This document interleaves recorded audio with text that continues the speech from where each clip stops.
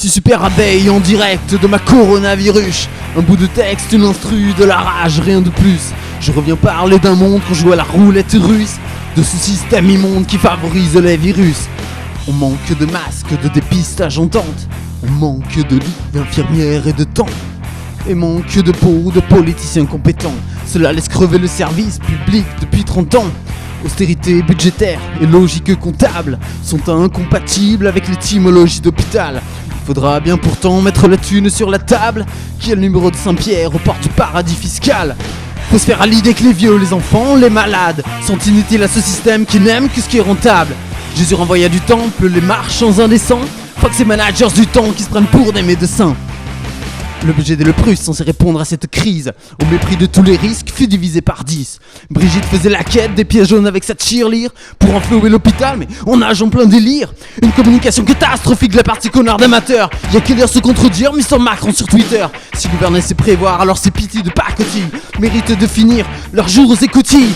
Nos médocs sont made in China. Nos masques sont made in China. Nos politiciens seraient-ils made in China?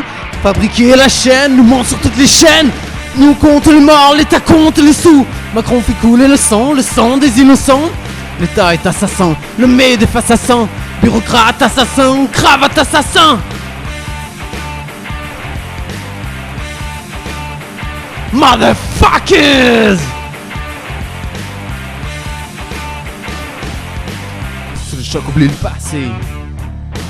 35 heures et congés payés. Sous le choc encore scié, t'es plus facile à licencier. État d'urgence en date limite. Toujours la même putain de logique qui mène à l'incurie dans les hôpitaux publics.